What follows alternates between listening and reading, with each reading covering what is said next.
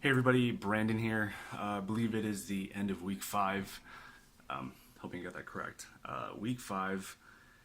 Just took my 5th practice exam and not super happy with this week versus last. Last week was definitely a really strong performance. I scored a 750 on my clean practice exam, of which I'd never seen any of the problems.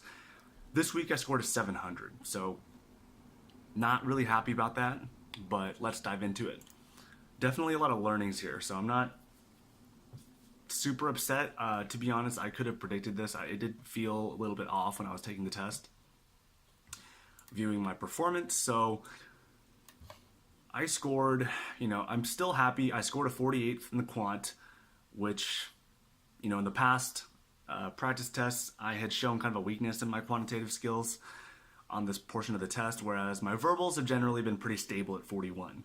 So this is probably the worst I've scored on verbal on an official GMAT test. And I can't say that I didn't expect it. During the test, I finished with maybe 15 minutes left on the clock, which is just not great time management. I wasn't rushed, but I certainly was rushing. I clearly had way more time on my hands that I should have allocated towards certain problems. I was just rushing.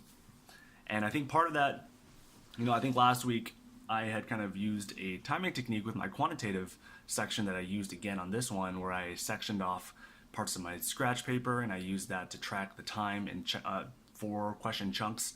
I didn't do that with my verbal this time. I didn't even write down before the test, markers I should be hitting. I was just kind of going with however I felt, which clearly is not a great move.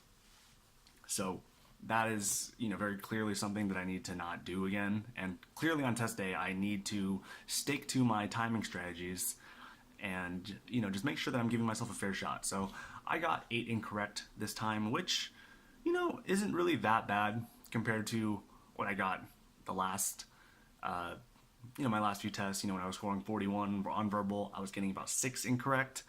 When I scored the 750 last week, I got 5 incorrect. So that was only a difference of 1. Now this is a difference of 3 from last week, about 2 from, my 6 incorrect. Again, I'm not really happy with it. I'm going to have to delve into, what was really, causing me issues.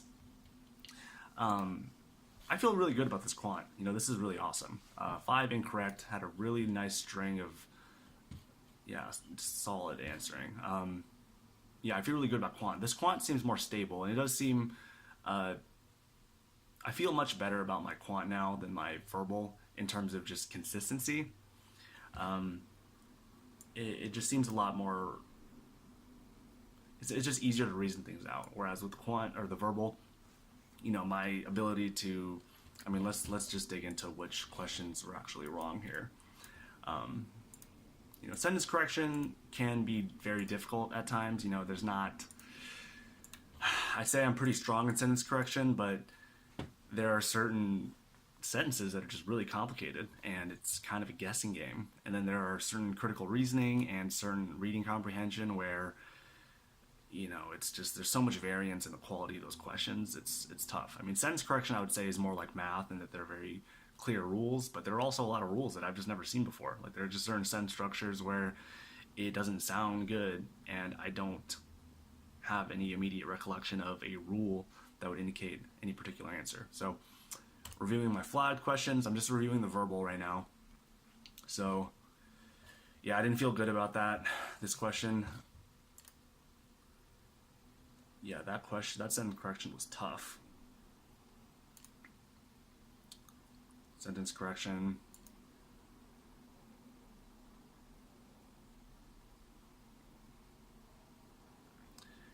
Critical reasoning. That was a tough reading comprehension. Sentence correction. Man, I'm really not okay with me missing these sentence corrections because the sentence correction is definitely the most, I would say, controllable part of the verbal section. So I need to just drill, drill these really, really hard. I think that the proportion of my time spent doing like dedicated verbal versus dedicated quant, I've been doing a lot of work out of the quant book, the advanced quant book, and most of my reading has just been done on the treadmill while I work out. I'll read one of the verbal books, which has given me a lot of theory, but I think I've kind of been slacking on the practice part of that.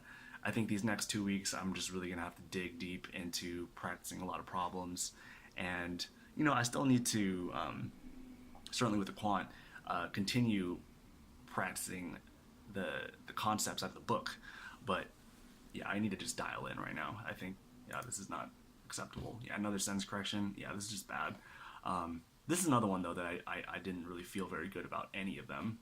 So, yeah, just need a drill. Anyways, I'm feeling good though.